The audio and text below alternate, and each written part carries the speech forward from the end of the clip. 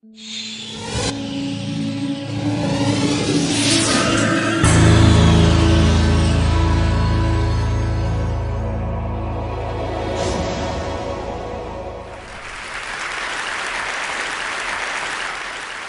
Academy is most known for its collection of videos, so before I go any farther, let me show you a little bit of a montage.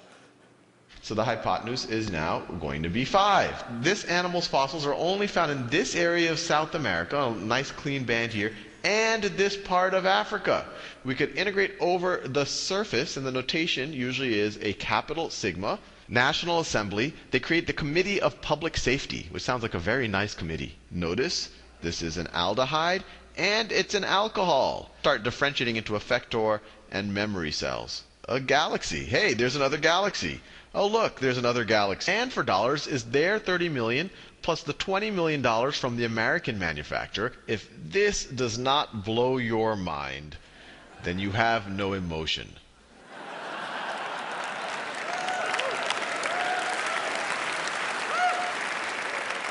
We now have on the order of 2,200 videos covering everything from basic arithmetic all the way to vector calculus and some of the stuff that you saw up there. We have a million students a month using the site, watching on the order of 100 to 200,000 videos a day. But what we're going to talk about in this is how we're going to the next level. But before I do that, I want to talk a little bit about really just how I got started. And some of y'all might know, about 5 years ago, I was an analyst at a hedge fund, and I was in Boston, and I was tutoring my cousins in New Orleans remotely.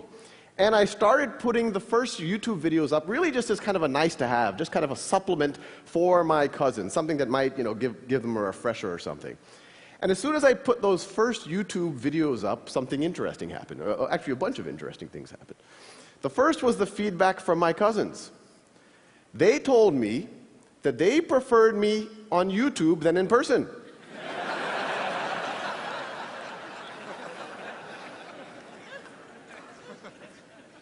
And once you get over the backhanded nature of that, there was actually something very profound there. They were saying that they preferred the automated version of their cousin to their cousin. At first, it's very unintuitive, but when you actually think about it from their point of view, it makes a ton of sense. You have this situation where now they can pause and repeat their cousin. Now they can, without feeling like they're wasting my time. They could, if they have to review something that they should have learned a couple of weeks ago or maybe a couple of years ago, they don't have to be embarrassed and ask their cousin. They can just watch those videos. If they're bored, they can go ahead. They can watch it at their own time, at their own pace.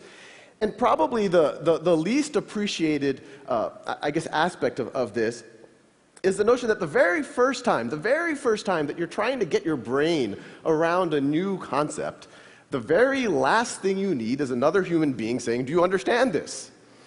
And that's what was happening with the interaction with my cousins before, and now they could just do it kind of in the intimacy of their own room. The other thing that happened is, I put them on YouTube just for the, I saw no reason to make it private, so I let other people watch it, and then people started stumbling on it, and I started getting some comments and some letters and all sorts of kind of feedback from random people around the world, and these are just a few. This is actually from one of the original calculus videos, and someone wrote just on YouTube, it was a YouTube comment.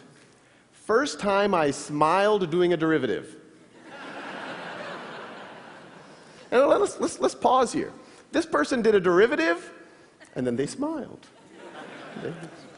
And then in response to that same comment, this is on the thread, you could go on YouTube and look at these comments, someone else wrote, same thing here. I actually got a natural high and a good mood for the entire day. Since I remember seeing all of this matrix text in class, and here I'm all like, I know Kung Fu. And we got a lot of feedback along those lines. It's clearly it was helping people. But then as the viewership kept growing and kept growing, I started getting letters from people, and it was starting to become clear that it was actually more than just a nice to have. This is just an excerpt from one of those letters. My 12-year-old son has autism and has had a terrible time with math. We have tried everything, viewed everything, bought everything. We stumbled on your video on decimals, and it got through. Then we went on to the dreaded fractions. Again, he got it. We could not believe it. He is so excited. And so you can imagine, here I was, an analyst at a hedge fund. It was very strange for me to do something of social value. So,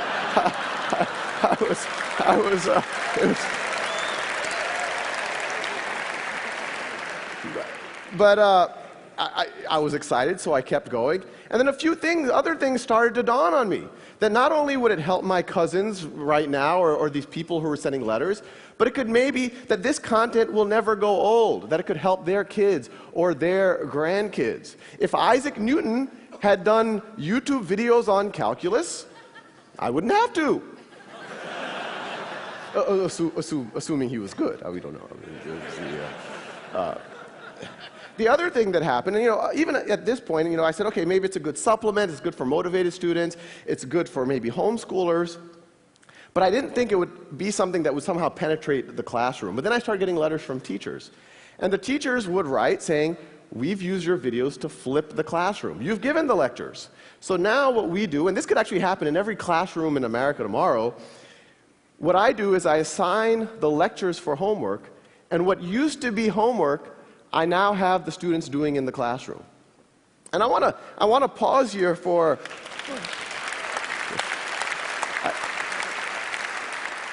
I want to pause here for a second because there's a couple of interesting things. One, when those teachers are doing that, there's the obvious benefit. There's the benefit that now their students can enjoy the videos in the way that my cousins did. They can pause, repeat at their own pace, at their own time.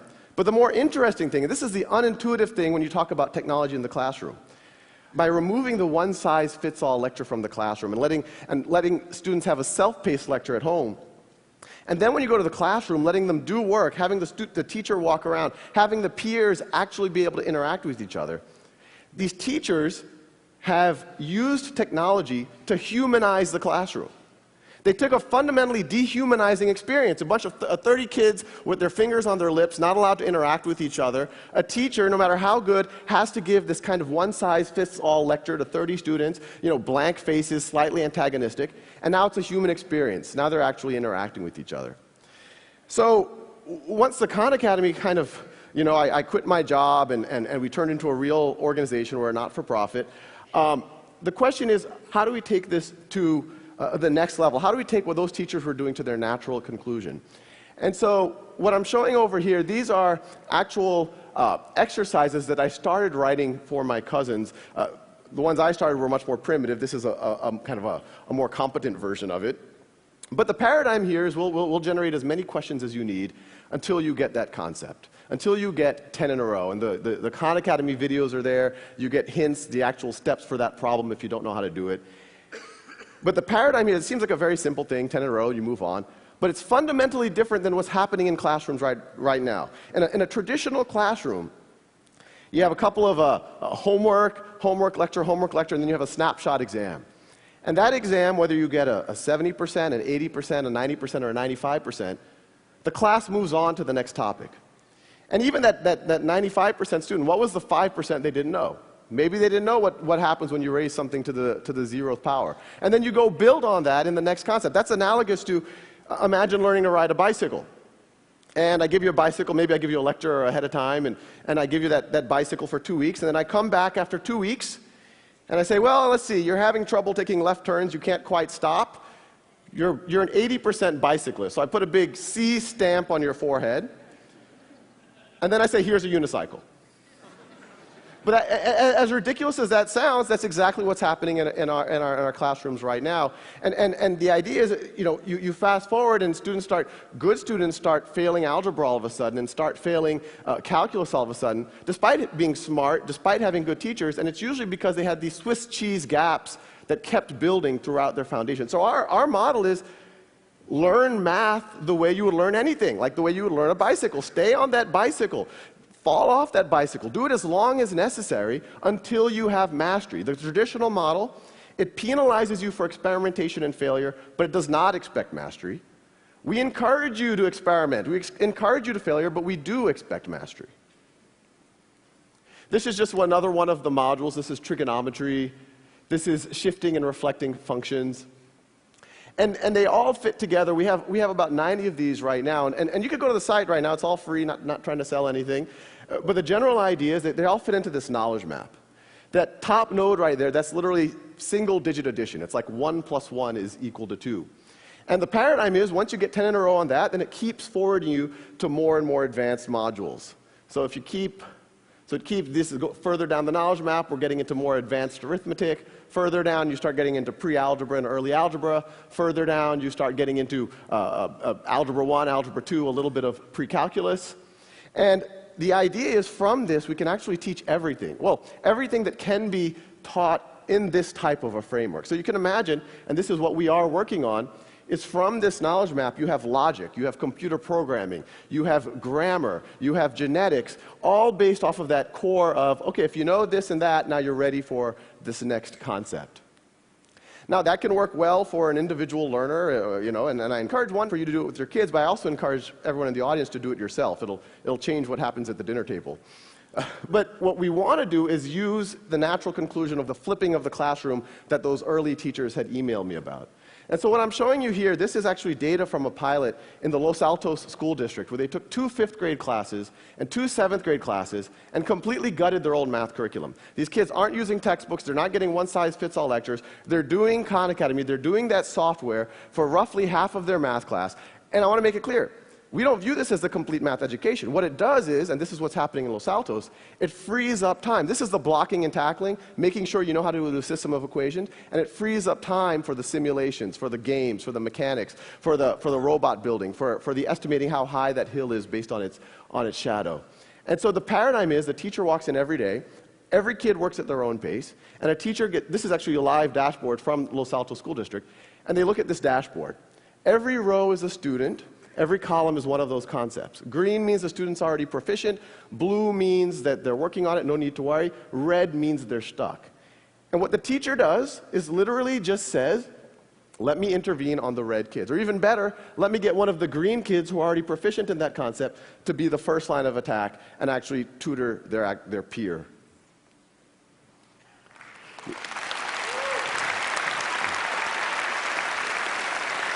Now, I kind of come from a very data-centric reality, so we don't want that teacher to even go and intervene and have to ask the kid awkward questions. Oh, what do you not understand, or what do you do understand, and all of the rest.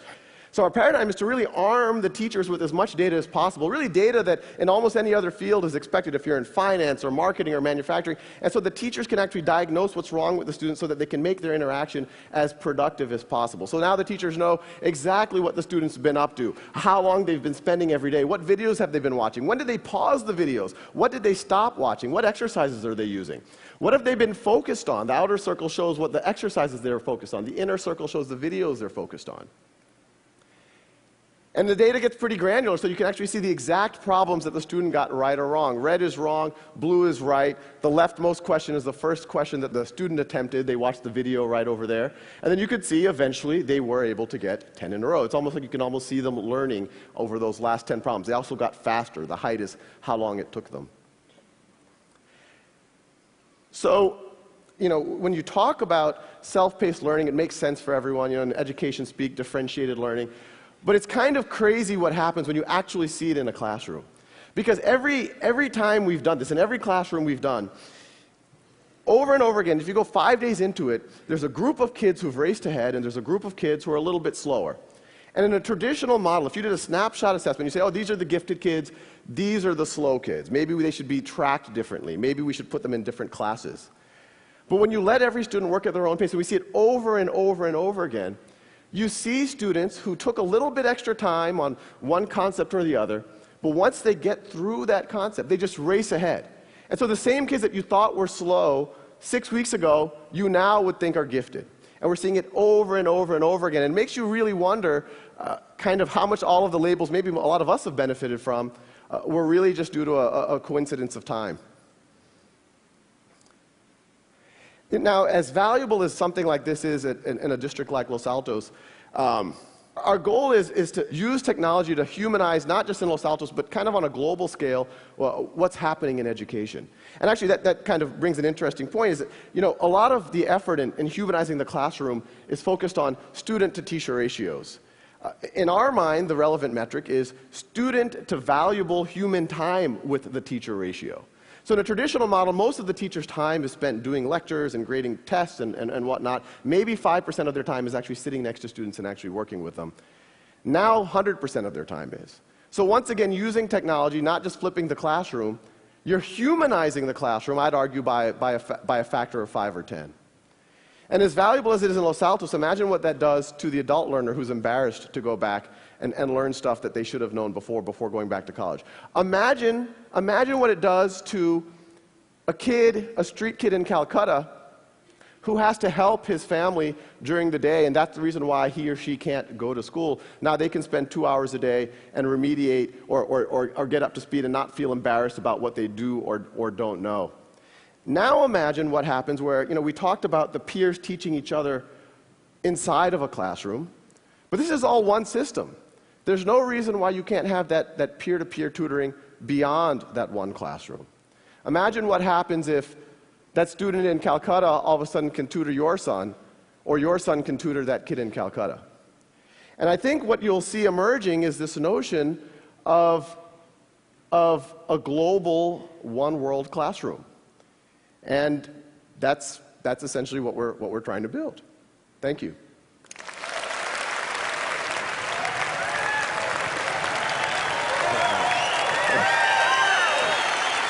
I'll ask you about 3 or 4 questions. So we got plenty of time. Okay.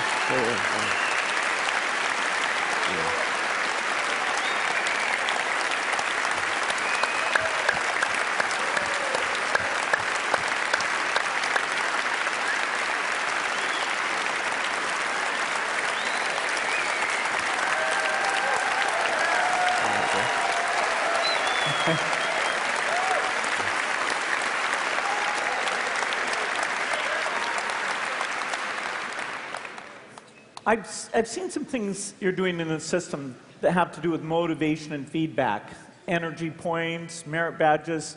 Tell me what you're thinking there.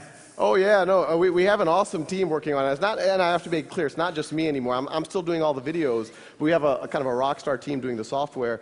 Yeah, we've put a bunch of game mechanics in there where you get these badges. We're going to start having leaderboards by areas, and you get points. And it's actually been pretty interesting. Just the wording of the badging or how many points you get for doing something, we see on a system-wide basis like tens of thousands of like 5th graders or 6th graders going one direction or another depending on what badge you give them. And the collaboration you're doing with Los Altos, how did that come about? Yeah, no, Los Altos has been it was kind of crazy. They once again, I didn't expect it to be used in classrooms.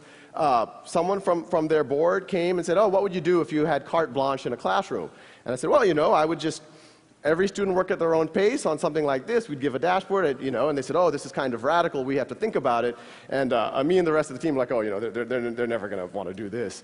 But literally the next day, they're like, can you start in 2 weeks? And so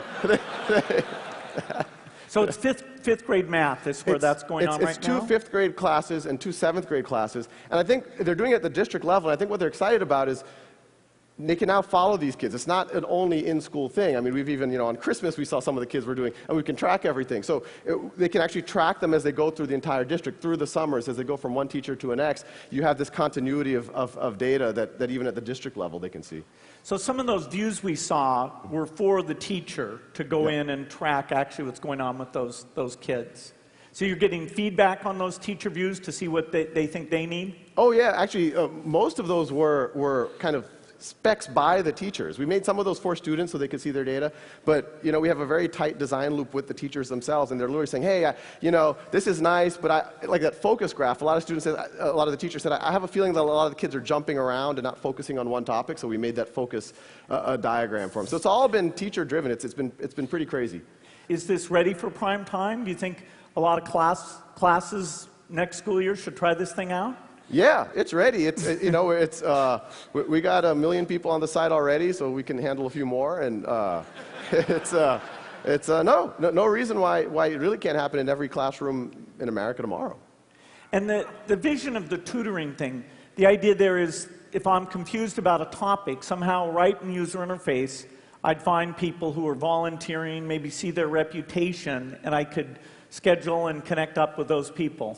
Absolutely, and this is something that I recommend everyone in this audience to do is those dashboards that teachers have, you can go log in right now and you can essentially become a coach for your kids, your nephews, your cousins, or maybe some kids at the Boys and Girls Club. And yeah, you can start becoming a mentor or tutor really immediately, but yeah, it's all there. Well, it's amazing. I think you've just got a glimpse of the future of education. Thank you. Oh, thank you.